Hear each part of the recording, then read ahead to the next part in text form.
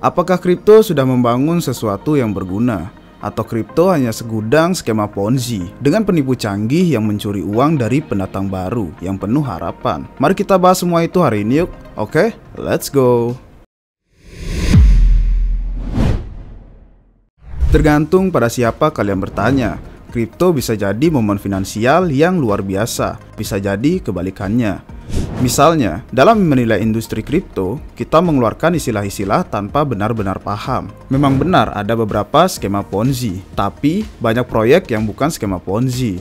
Bukan berarti proyek-proyek kripto selalu bagus, tapi kita butuh beberapa cara untuk menggambarkan proyek yang baik dan buruk, yang sehat dan yang sekarat, dan yang penipuan atau bukan. Kami bagi video ini menjadi dua kategori besar, proyek hidup atau proyek sekarat. Lalu, di dalam kategori itu, ada 3 subkelas, piramida, Ponzi, dan tulip. Ini akan membantu kita untuk menilai apakah proyek tertentu punya masa depan atau tidak. Yang pertama, proyek hidup.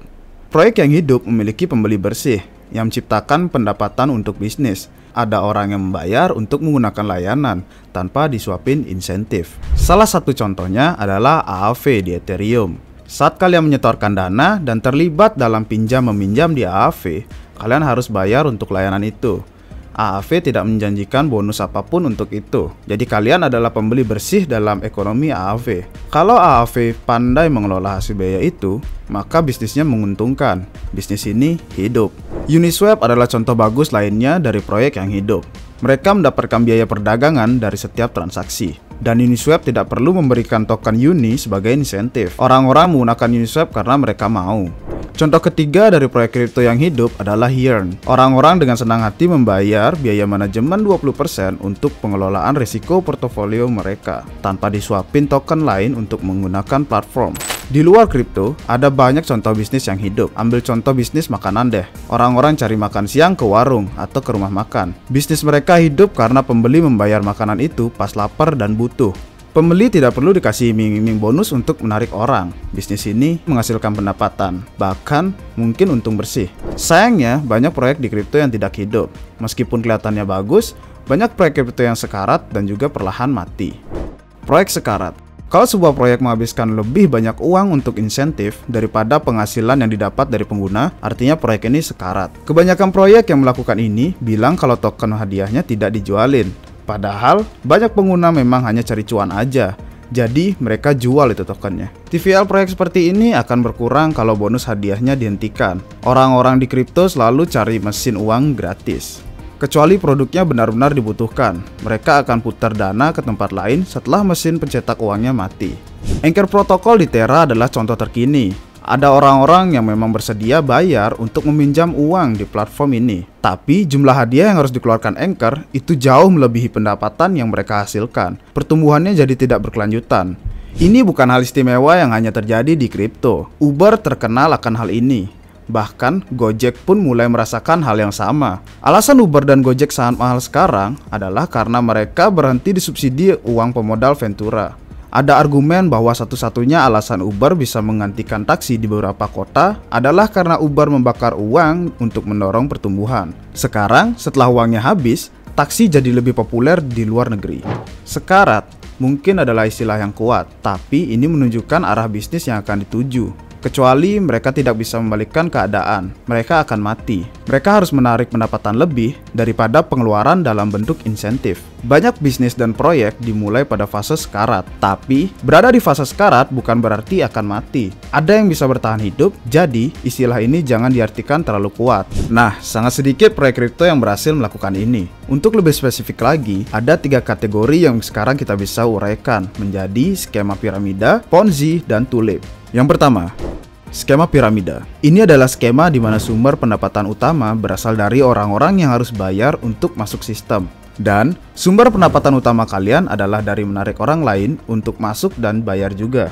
Orang-orang yang lebih awal dan merekrut banyak orang menghasilkan uang paling banyak. Semakin terakhir kalian bergabung, semakin sedikit uang yang bisa dihasilkan.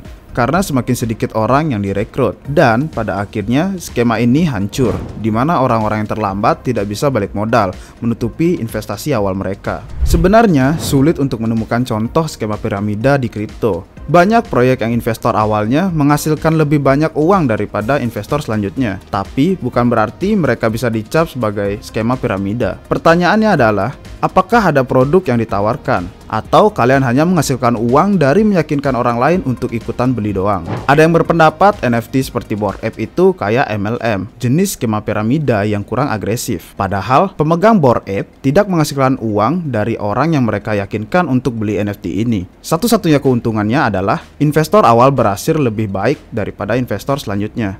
Kalau cuma itu juga kasusnya, sama dengan hampir semua hal. Kalian tidak akan berargumen Facebook itu Ponzi hanya karena saham mereka turun 80%, sampai membuat beberapa investor yang masuk belakangan nyangkut. Ponzi adalah yang paling sulit untuk diklaim. Skema Ponzi adalah skema di mana tidak ada bisnis nyata yang menghasilkan pendapatan. Dana kontributor selanjutnya hanya dipakai untuk melunasi kontributor sebelumnya. Skema ini juga biasanya butuh penipuan yang disengaja. Skema Ponzi Bernie Madoff mungkin adalah salah satu contoh yang paling terkenal. Dia melakukan penipuan dengan memalsukan perdagangan untuk menjelaskan sumber keuntungan.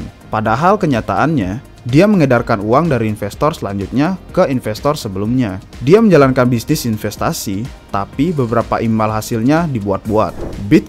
BitConnect mungkin adalah skema Ponzi yang paling terkenal yang pernah kita lihat di kripto. Mereka menjanjikan imbalan majemuk 1% per hari yang ternyata berasal dari orang lain yang memasukkan uang ke dalam sistem. Sejauh yang kita tahu, suku bunga 20% Anchor Protocol untuk USD itu bukan Ponzi. Mereka tidak berusaha menipu atau menyembunyikan sumber penghasilannya. Mereka bilang itu adalah pengeluaran marketing oleh Luna Foundation untuk mendorong adopsi USD. Prakteknya tidak jauh berbeda dengan pemodal Ventura yang subsidi Uber.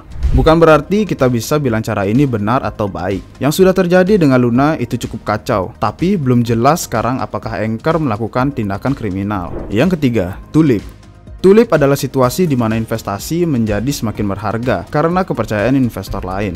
Dan biasanya, utilitas mereka sedikit, lebih dianggap seperti investasi atau penyimpan nilai. Banyak hal yang merupakan tulip, dan kita hanya menilai mereka berdasarkan daya tahannya. Emas adalah tulip. Seni adalah tulip. Simbol status apapun bisa berupa tulip. Kebanyakan NFT adalah tulip, bahkan meskipun dapat keanggotaan di beberapa komunitas.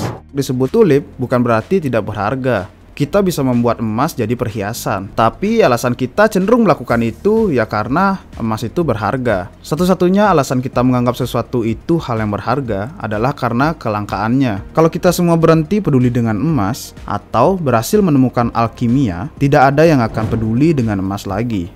Tulip dalam konteks ini hanya berarti nilainya didasarkan pada beberapa mitos subjektif tentang pentingnya sebuah aset. Aset ini hanya memiliki nilai selama orang lain berpikir ada nilainya.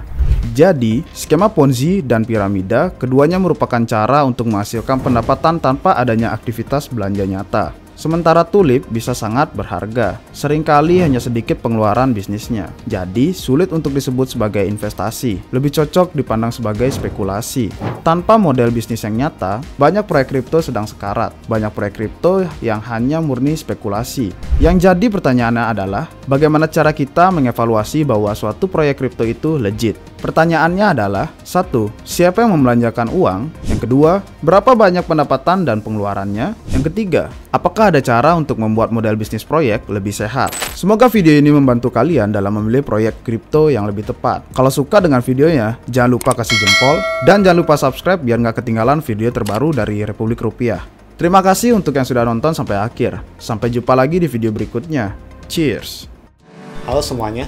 Jika kalian baru saja memulai perjalanan kripto kalian, atau jika kalian sudah berpengalaman dan ingin menyelam lebih lanjut, kami memiliki semua bantuan dan informasi yang kalian butuhkan jika kalian bergabung menjadi anggota komunitas Republik Rupiah. Di website republikrupiah.com, kami juga memiliki berbagai artikel berita seputar dunia kripto, artikel blog gratis, dan link video YouTube kami yang dapat kalian cari dan akses secara gratis. Kami juga memiliki merchandise RR seperti yang saya sedang pakai ini, yang dapat kalian beli langsung dari website kami. Dan tentu saja, semua video yang kalian tonton hari ini bukan merupakan nasihat keuangan. Semua konten yang kami buat hanya ditujukan sebagai hiburan maupun edukasi semata. Jika kalian mencari nasihat keuangan, kalian bisa menghubungi penasihat keuangan terdekat kalian atau penasihat keuangan lainnya. Sampai jumpa di video berikutnya.